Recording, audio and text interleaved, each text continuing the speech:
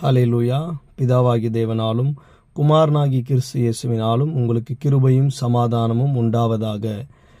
இன்றைய தினத்தில் நாம் தேவனுடைய வார்த்தையை பார்க்கும் பொழுது யோவான் 1:12 அவருடைய நாமத்தின் மேல் விசுவாசம் உள்ளவர்களாய் அவரை ஏற்றுக்கொண்டவர்கள் எத்தனை பேர்களோ அத்தனை பேர்களும் தேவனுடைய பிள்ளைகளாகும்படி அவர்களுக்கு அதிகாரம் கொடுத்தார்.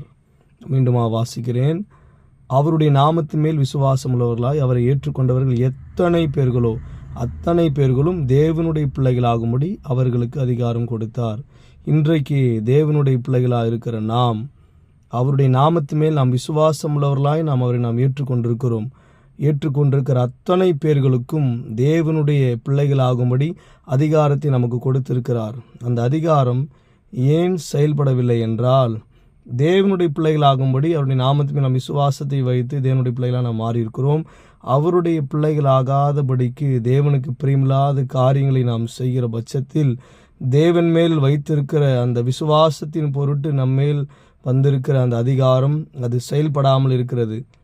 அதாவது பிசாசுக்குரியன காரியங்களை நாம் செய்யும் பொழுது அந்த அதிகாரம் ஒருபோதும் செயல்படாது. மார்க் எழுதின சுவிசேஷம் 16 நாம் பார்க்க முடியும். விசுவாசிக்கிறவர்களால் நடக்கும் அடையாளங்களாவன, என் நாமத்தினாலே பிசாசுகளை துரத்துவார்கள், நவமான பாஷைகளை பேசுவார்கள், சாவுக்கு ஏதுவான யாதொன்றை குடித்தாலும் அது அவர்களை சேதப்படுத்த மாட்டாது, சர்ப்பங்களை எடுப்பார்கள், வியாதிஸ்தர் மேல் கைகளை வைத்தால் அவர்கள் சொஸ்தமாவார்கள் என்று சொல்லி வேத வசனம் சொல்லுகிறது. இதெல்லாம் ஏன் செயல்படவில்லை என்று சொல்லி நாம் பார்க்கும் பொழுது, தேவனுடைய பிள்ளைகளாக இருக்கிற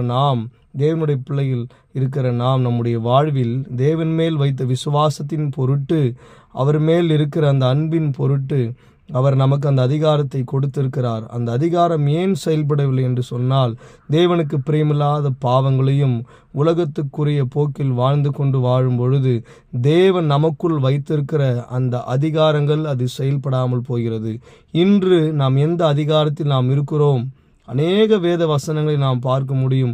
ஒருவன் வாவென்றால் வருகிறான், போவென்றால் போகிறான் என்று சொல்லி அநேக அதிகாரங்களை தேவனுடைய பிள்ளைகளாக இருக்கிற நமக்கு அவர் கொடுத்திருக்கிறார்.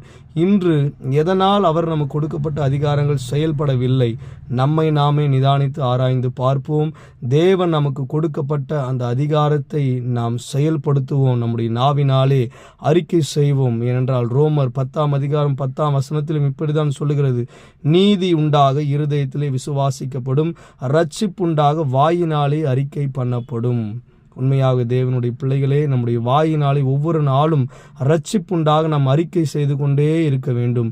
நீதி உண்டாக இருதயத்திலே விசுவாசித்து கொண்டே இருக்க வேண்டும். தேவன் எனக்கு அந்த அதிகாரத்தை கொடுத்திருக்கிறார். நான் உலகத்துக்கு ஏற்ற பிள்ளை அல்ல, பரலோக தேவனுடைய பிள்ளையாய் நான் வாழ்ந்து கொண்டிருக்கிறேன். பரலோக வாசியாக நான் வாழ்ந்து கொண்டிருக்கிறேன். தேவ மகனாக மகளாக வாழ்கின்ற எனக்கு அவர் கொடுத்திருக்கிற அனைத்து அதிகாரங்களும் சாத்தானுடைய துரைத்தனங்கள் அந்தகார வல்லமைகளை மேற்கொள்ள அதிகாரம் எனக்கு உண்டு என்று சொல்லி விசுவாசிக்கும் பொழுது, உண்மையாகவே தேவனுடைய நாமத்தினாலே இயேசு கிறிஸ்துவின் நாமத்தை நாம் பயன்படுத்தி ஜெபிக்கும் பொழுதே அநேக சத்துருவானுடைய வல்லமைகள், சாத்தானுடைய கிரியைகள், நோய்கள், பேய்கள், வியாதிகள், பலவீனங்கள் எல்லாம் உங்களை விட்டு அது மாறி போகிறதா இருக்குது. பிரியமானவர்களே, தேவன் தாமே இந்த வார்த்தையை ஆசீர்வதிப்பாராக. God bless you. ஆமென்.